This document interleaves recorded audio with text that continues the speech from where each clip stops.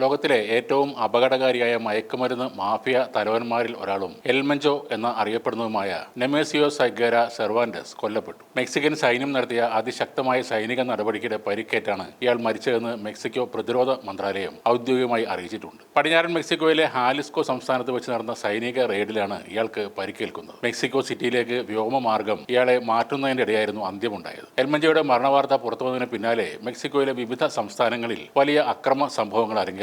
ഹാലിസ്കോ ഉൾപ്പെടെ അര ഡസനിലധികം സംസ്ഥാനങ്ങളിൽ ഡ്രഗ് കാർട്ടൽ അംഗങ്ങൾ തെരുവിലിറങ്ങുകയും വാഹനങ്ങൾക്ക് തീയിടുകയും ഹൈവേകൾ ഉപരോധിക്കുകയും ചെയ്തു. മെക്സിക്കൻ മയക്കുമരുന്ന് മാഫിയ തലവൻ എൽമഞ്ചോ കൊല്ലപ്പെട്ടതിനെ തുടർന്ന് മെക്സിക്കോയിൽ പടരുന്ന കലാപ സാഹചര്യത്തിൽ ഇന്ത്യൻ പൗരന്മാർക്ക് എംബസി ജാഗ്രതാ നിർദ്ദേശം നൽകിക്കഴിഞ്ഞു. സുരക്ഷിത സ്ഥാനങ്ങളിൽ അഭയം പ്രാപിക്കണമെന്നും അനാവശ്യ യാത്രകളെല്ലാം ഒഴിവാക്കണമെന്നും മെക്സിക്കോയിലെ ഇന്ത്യൻ എംബസി പുറത്തിറക്കിയ നിർദ്ദേശത്തിൽ പറയുന്നുണ്ട്. അമേരിക്കയുടെ സഹായത്തോടെ നടന്ന സൈനിക നീക്കത്തിലാണ് എൽമഞ്ചോ കൊല്ലപ്പെടുന്നത്. ഇതിന് പിന്നാലെ ഇയാളുടെ അനുയായികൾ റോഡിലിറങ്ങി അക്രമങ്ങൾ അഴിച്ചുവിടുകയായിരുന്നു. ഇന്ത്യക്കാർക്കായി എംബസി പ്രത്യേക ഒരു കുറിപ്പാണ് പുറത്തിറക്കിയത്.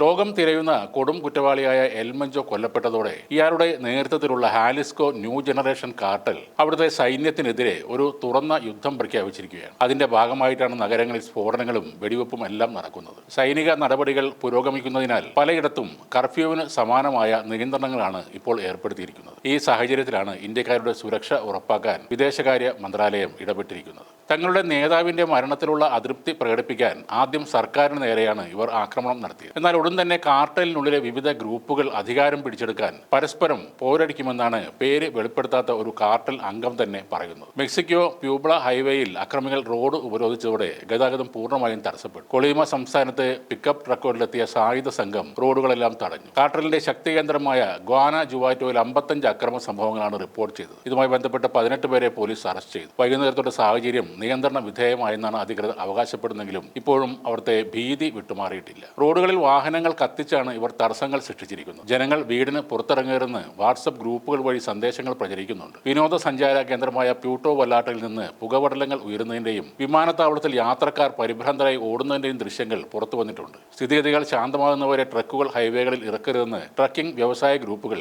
ഡ്രൈവർമാർക്ക് മുന്നറിയിപ്പ് നൽകിയിട്ടുണ്ട്. എൽമഞ്ചോയുടെ മരണത്തോടെ മെക്സിക്കോയിലെ മയക്കുമരുന്ന് മാഫിയയുടെ ഗതി തന്നെ മാറുമെന്നാണ് വിലയിരുത്തപ്പെടുന്നത്. എൽമഞ്ചോയുടെ വധം അമേരിക്കയ്ക്ക് വലിയ ആശ്വാസമാണ് നൽകുന്നത്. മയക്കുമരുന്ന് കടത്ത് തടയാൻ മെക്സിക്കോയ്ക്ക് മേൽ അമേരിക്കൻ പ്രസിഡന്റ് ഡൊണാൾഡ് ട്രംപ് വലിയ തോതിൽ സമ്മർദ്ദം ചെലുത്തിയിരുന്നു. എൽമഞ്ചോയെ പിടികൂടാൻ സഹായിക്കുന്നവർക്ക് $15 മില്യൺ, അതായത് ഏകദേശം 125 കോടി രൂപയാണ് അമേരിക്ക പാരിതോഷികം പ്രഖ്യാപിച്ചിരുന്നത്. അമേരിക്കയിലേക്ക് വൻതോതിൽ ഫെന്റനൈൽ, കൊക്കൈൻ തുടങ്ങിയ മയക്കുമരുന്നുകൾ എത്തിച്ചിരുന്നത് ഇയാളുടെ നേതൃത്വത്തിലുള്ള ഹാലിസ്കോ ന്യൂ ജനറേഷൻ കാർട്ടൽ ആയിരുന്നു. കഴിഞ്ഞ വർഷം ഈ സംഘടനയെ അമേരിക്ക വിദേശ ഭീകര സംഘടനയായി പ്രഖ്യാപിക്കുകയും ചെയ്തിരുന്നു. കഴിഞ്ഞ 10 വർഷത്തിനിടെ മെക്സിക്കോയിലെ ഏറ്റവും ശക്തമായ കുറ്റവാളി സംഘമായി CJNG വളർന്നത് എൽമഞ്ചോയുടെ നേതൃത്വത്തിലായിരുന്നു. അത്യാധുനികമായ ആയുധങ്ങളും സൈനിക മോഡൽ പരിശീലനവും ഇയാളുടെ സംഘത്തിനുണ്ടായിരുന്നു. എതിരാളികളെ ഭയപ്പെടുത്താൻ അതിക്രൂരമായ കൊലപാതക രീതികൾ ഇവർ പിന്തുടർന്നിരുന്നത്. എൽ ചാപ്പോക്ക് ശേഷം മെക്സിക്കോ കണ്ട ഏറ്റവും വലിയ കുറ്റവാളി ലോകത്തിന്റെ അന്ത്യമാണ് ഇപ്പോൾ സംഭവിച്ചിരിക്കുന്നത്.